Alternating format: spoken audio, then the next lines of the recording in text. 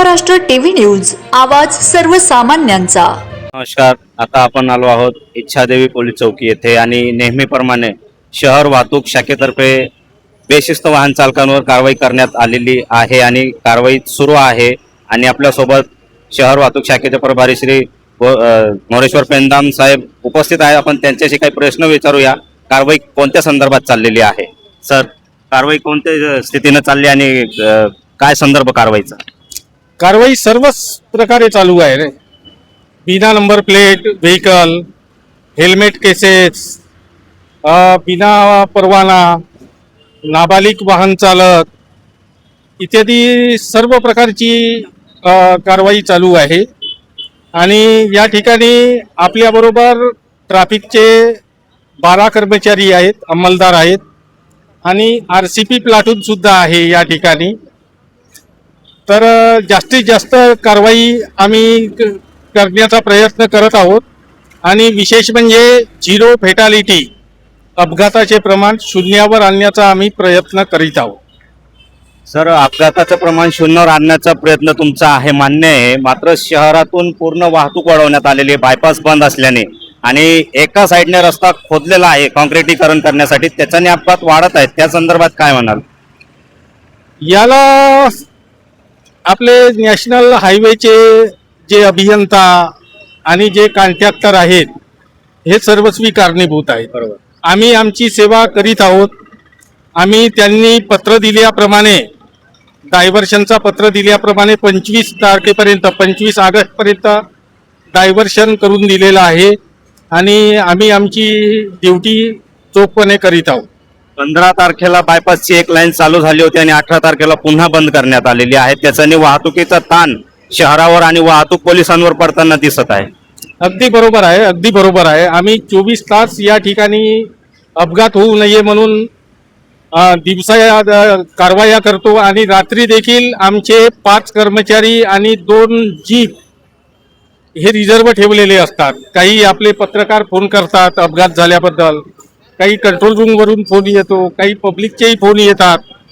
तर त्यावर आम्ही तातडीची मदत करतो आणि त्या म्हणजे जखमी असतील त्यांना दवाखान्यात उपचारासाठी वगैरे आम्ही दाखल करतो आणि अपघातग्रस्त वाहन आहे, ज्या अपघाताने वाहन झाला असेल त्याला आम्ही पोलीस स्टेशनला डिटेन करतो।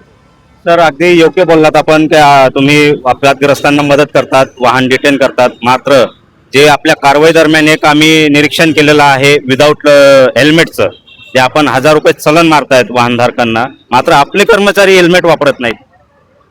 त्यांच्यावरही एक विशेष मोहीम आम्ही लवकरच सुरू करत आहोत।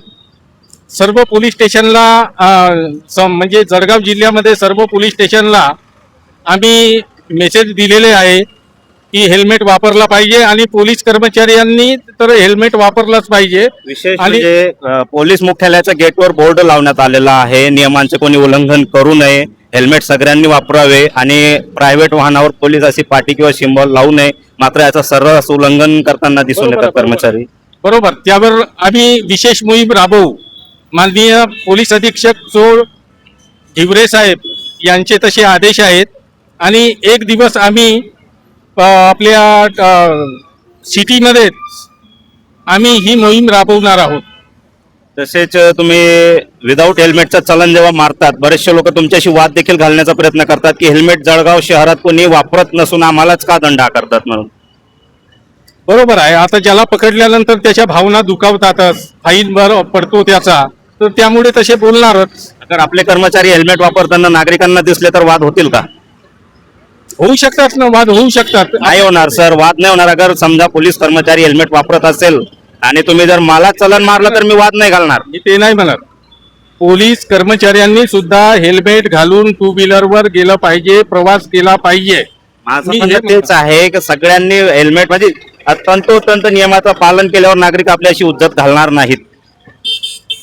नाही, असं तर डेफिनेट बोलता येत नाही। उद्धत घालणारे आहेत, फार कमी आहेत। ते बरोबरही असला तरी उद्धत घालतात काही इसम, आणि आपला चुकलाही असला तरी चूक मान्य करायला काही इसम समर्थ नसतात, खास करून विदाउट हेल्मेट।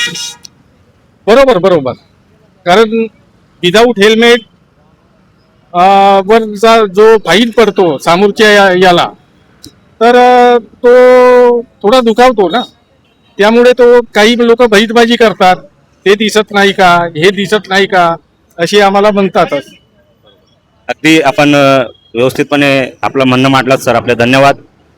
आपण बघू शकतो विविध प्रकारे वाहन चालकांवर कारवाई करण्यात येते, मात्र वाहन चालक जे आहेत ते आपली मनमानी करताना आढळून येतात आणि काही वेळेस वाहतूक पोलिसांची अथवा कर्मचाऱ्यांशी वाद घालण्याचा प्रयत्न करीत असतात. कॅमेरा पर्सन इम्रान खानसह Akbar Patel, Vande Maharashtra TV media, Jalgaon. Vande Maharashtra TV news, आवाज सर्वसामान्यांचा.